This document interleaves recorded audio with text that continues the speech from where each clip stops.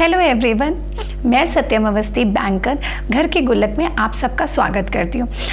सबसे पहले सॉरी इतना डिलेड वीडियो पोस्ट करने के लिए, कुछ कमिटमेंट्स आ गए थे, उनको पूरा करने के चक्कर में भी वीडियो लेट हो गया। अब जैसा कि मैंने आप सबसे प्रॉमिस किया था, आज हम बात करेंगे सुकन्या समृद्धि योजना के बारे में।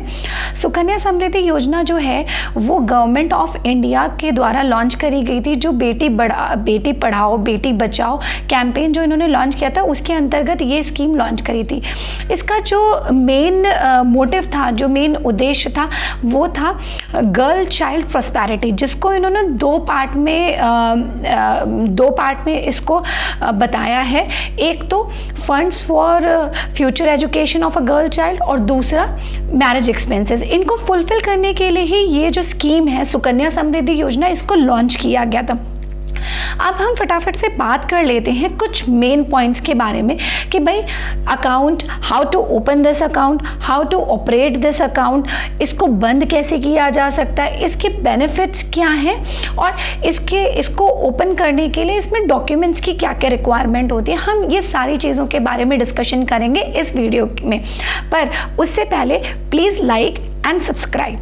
तो अब हम बात करते हैं अकाउंट ओपनिंग के बारे में। ये अकाउंट जो है बच्चे के पैदा होने से, गर्ल चाइल्ड के पैदा होने से 10 साल तक ये अकाउंट आप खुलवा सकते हैं और ये अकाउंट मिनिमम 250 रुपीज़ से लेकर 1.5 लाख तक के अमाउंट से खुल सकता है। 1.5 लाख पर एनम की बात कर रही हूँ मैं। हर साल आपको 250 minimum amount, 250 rupees minimum amount and 1,50,000 maximum amount की लिमिट है आपकी, और आप कितना भी डिपॉजिट कर सकते हैं इन मल्टीपल्स ऑफ 100, मतलब in an number of times. Financial year में आप कितनी भी बार इसको डिपॉजिट कर सकते हैं। अगर आपको फिजिबल लगता है तो आप हर मंथ भी डिपॉजिट कर सकते हैं।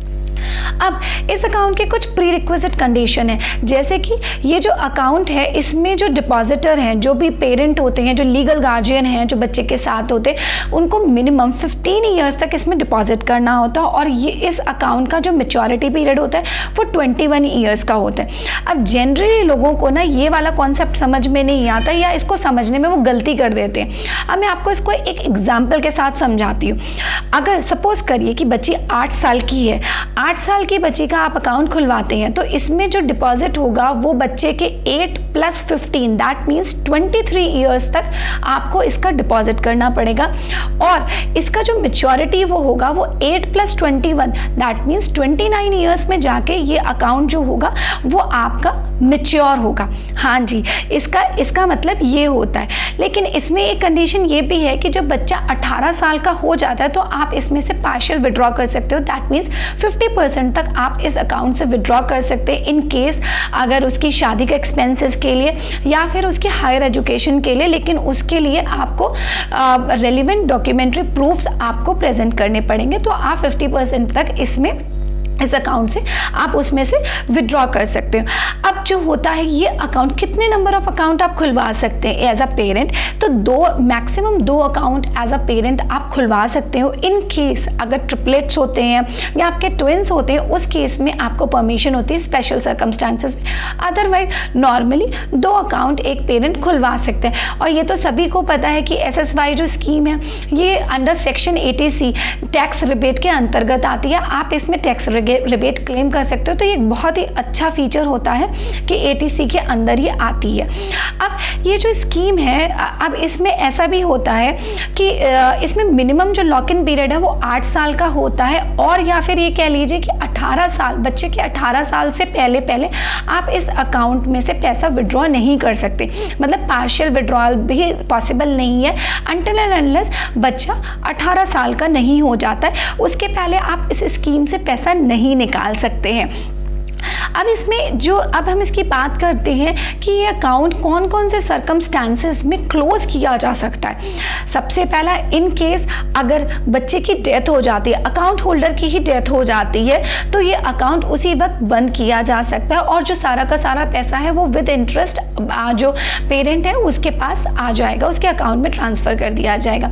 दूसरा, इन केस अगर बच्चे को कोई लाइफ थ्रेटनिंग कुछ ऐसी डिजीज़ हो जाती है और आप रेलिवेंट डॉक्यूमेंट्री प्रूफ लगा रहे हैं उसके साथ, तो ये after the completion of 5 years आप इस कंडीशन में आप इस अकाउंट को क्लोज करवा सकते हैं, आप इसकी रिक्वेस्ट दे सकते हैं। इन अदर सर्कमस्टेंसेस भी आप लगा सकते हैं कि आफ्टर कंप्लीशन ऑफ 5 ईयर्स की ये अकाउंट को क्लोज करना है, बट इस केस में जो आपको इंटरेस्ट मिलेगा वो सिंपल इंटरेस्ट मिलेगा, वो आपको ये वाला कंपाउंडिंग इंटरेस्ट नहीं मिलेगा। ओनली सिंपल सेविंग बैंक का जो इंटरेस्ट होता है, सेविंग बैंक का सिंपल इंटरेस्ट वही ही पे होगा और बाकी पे नहीं होगा इस कंडीशन में। नॉर्मली जो इंटरेस्ट रेट इसमें पे होता है वो 0.5% आपके पीपीएफ अकाउंट से ज़्यादा पे होता है इस अकाउंट में, जो ये वाला अकाउंट होता है। अब हम बात कर लेते हैं इस अकाउंट में आपको डॉक्यूमेंट्स कौन कौन से चाहिए होते हैं। तो इसमें डॉक्यूमेंट्स आपको चाहिए होता है बर्थ सर्टिफिकेट बच्चे का, और दूसरा जो आइडेंटिटी प्रूफ होते हैं वो चाहिए होते हैं हमें। इसमें जो पेरेंट्स के आइडेंटिटी प्रूफ होते हैं वो वाले हमें चाहिए होते हैं। अब हम बात करते हैं प्रॉस एंड कॉन्स की। इस अकाउंट के क्या प्रॉस होते हैं और क्या कॉन्स होते हैं। तो प्रॉस तो इसके कई सारे हैं, जैसे इस पे आपको टैक्स बेनिफिट भी मिल रहा है, ये गवर्नमेंट बैक्ड स्कीम है, गारंटीड रिटर्न है इसमें, और दूसरी बात आपका एक फ्लेक्सिबिलिटी है इसमें डिपॉजिट की। तो ये सारे कुछ बेनिफिशियल पॉइंट्स हैं जिसकी वजह से आप इस स्कीम में डिपॉजिट कर सकते हैं, जिसकी वजह से ये स्कीम हमें अट्रैक्ट करती है। लेकिन अगर हम यहीं पे कॉन्स की बात करते हैं, डिसएडवांटेजेस की बात करते हैं, तो जो सबसे बड़ा डिसएडवांटेज है इस स्कीम का वो है एक बहुत लंबा लॉक इन पीरियड। यही सबसे बड़ा डिसएडवांटेज आप कह सकते हैं इसका। अदरवाइज ये स्कीम बहुत अच्छी है, लेकिन इसमें जो लॉक इन पीरियड है वो बहुत लंबा है। बाकी अदरवाइज लेकिन फ्यूचर नीड्स को देखते हुए या मतलब गारंटीड रिटर्न को देखते हुए this scheme is one of the best scheme in investment point of view as per of the child future. अगर आप इसको कंसीडर करते हैं तो आप इसमें बिल्कुल इन्वेस्टमेंट कर सकते हैं और बिल्कुल इसमें जा सकते हैं। So please keep following me, and इस तरह की नेक्स्ट वीडियो में, अगला वीडियो में भी आपको कुछ बहुत अच्छी सी टिप्स दूंगी, तो प्लीज़ देखते रहिए। बाय।